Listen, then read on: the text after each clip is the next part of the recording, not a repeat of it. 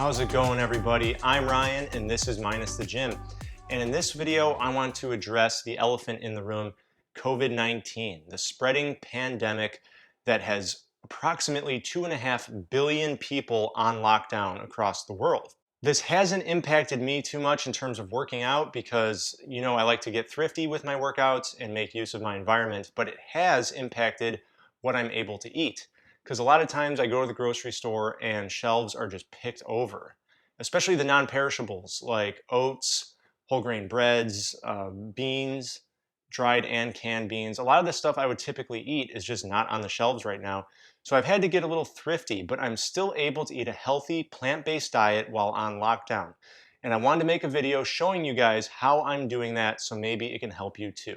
Before we get started real quick, I just want to mention that tie-dye is typically not my style, but my wife and daughter made tie-dye shirts yesterday, and this one was for me, and they insisted I wear it for the video, so tie-dye it is, all right? But let's jump in. I want to talk about 3 sort of guidelines that I've been following without even realizing it to eat healthy and plant-based while on lockdown. And those 3 guidelines are simple meals, meaning typically 5 ingredients or less I've been kind of aiming for.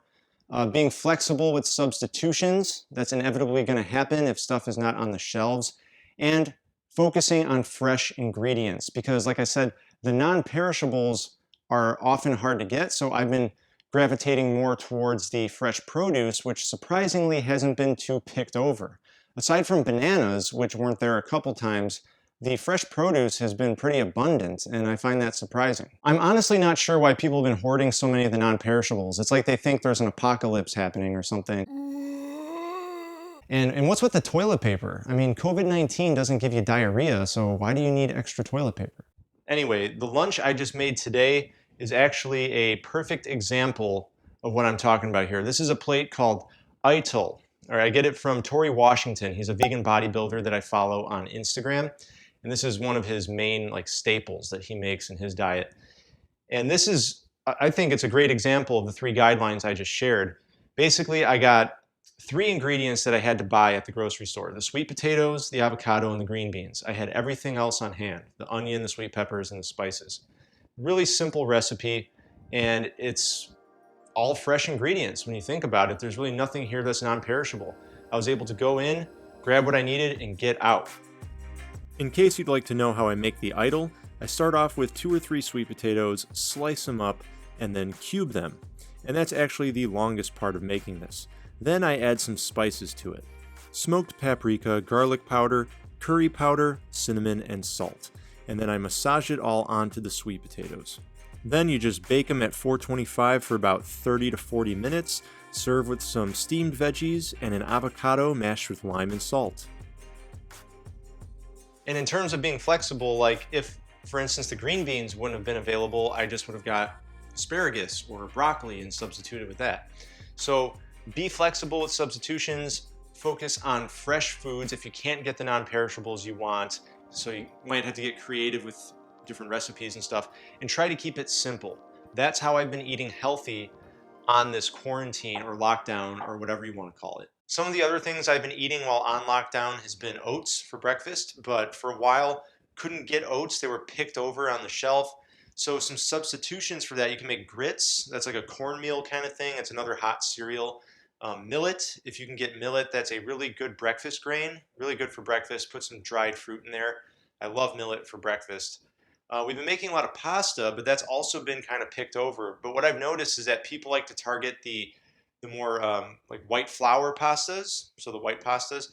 So the 100% whole wheat pastas have typically been on the shelves. Lots of fruit, smoothies. I've been making smoothies some mornings, fresh veggies. Try to get kind of creative with your substitutions. Like if you can't find rice, maybe rice is picked over, look for pearled barley, right? Because barley is a similar thing, or quinoa. You could probably substitute the rice with quinoa. It might not turn out as good, but in a time like this, it's important to be flexible and be able to substitute in your recipes. Another couple things worth mentioning during this time: if you don't even want to go out and get your groceries, a lot of grocery stores are doing the home delivery, right? So take advantage of that. It's like less than 10 bucks to get them delivered to your home, at least at the grocery stores around where I live. And also they have meal delivery services. One of which I've been taking advantage of is called Splendid Spoon. So it's awesome. What you do is you place an order online, you choose the kind of box you want. They have stir fries, kind of like Buddha bowls, and also smoothies. So you pick a box, you place your order, and then they deliver right to your doorstep. So you receive a box, it'll have your stir fries and Buddha bowls frozen in there, and also at the bottom will be your smoothies. It's really healthy, delicious food, oil-free, 100% plant-based. I fully support them. And especially in this time right now where we're encouraged to stay at home and not even go out if you don't have to, it's a perfect time to use a meal delivery service. So if you're interested in checking that out, I did become an affiliate. So I was able to get you guys $25 off if you want to order and try it out. I'll put a link down below. Also, I want to mention that Splendid Spoon has donated smoothies to healthcare workers during the crisis.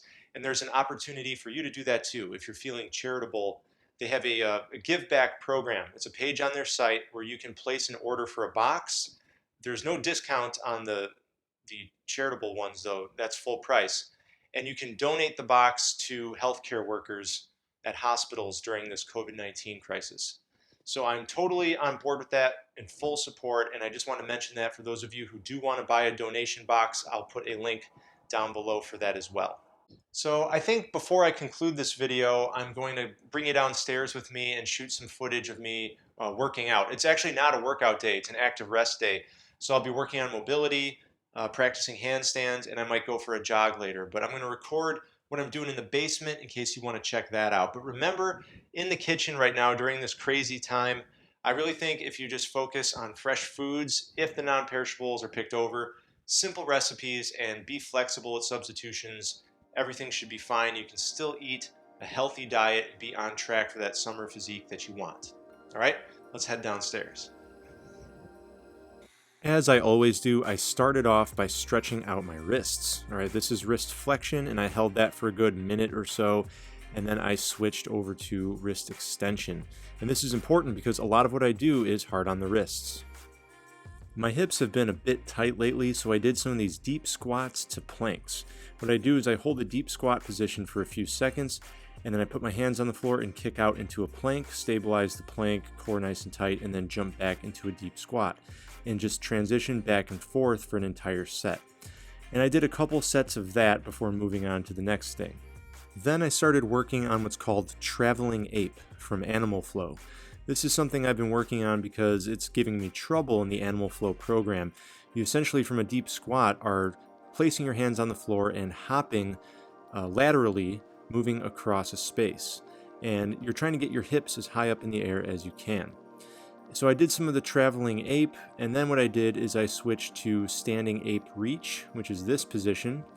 This is a great position that allows you to really open up at the chest and hips. So I held that for maybe 5 seconds or so and then transitioned into deep ape reach, which this is the opposite. You're closing up at the hips and you're really extending at the shoulders, getting a good shoulder stretch. And I just went back and forth between standing ape reach and deep ape reach. And as I did the final deep ape reach, for some reason I decided to throw in a frog stand and a headstand. So that's what I did. Went straight into, I guess these would be yoga postures more like, but frog stand to headstand, and decided to hold a headstand as well. This is just part of my warm-up whenever I'm going to do inversions. So I also did some bicycling of the legs here just to get my core moving a little bit more. And after I completed that, I repeated all of it for another set. So I did the standing ape reach to deep ape reach a couple times, did another frog stand to headstand. And for those of you who like yoga and these kinds of positions and postures, check out my primal movement video that I posted fairly recently on the channel.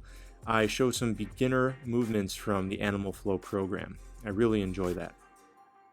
Then I moved on to work on my inversions, and I started with a couple sets of back-to-wall handstand just for grins.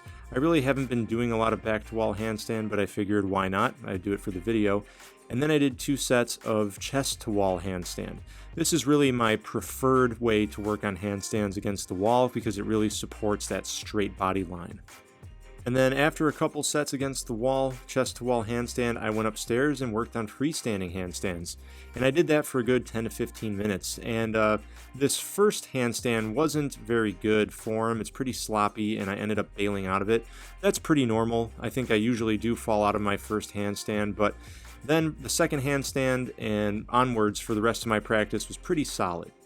So yeah, a good 15 minutes or so of handstand practice in the living room, and then I was done with that session and went for a jog later. I want to thank you for watching this video. If you found it helpful, don't forget to drop a like. Make sure to subscribe if you're new, and most importantly, stay safe and healthy, all right? I'll see you in the next video.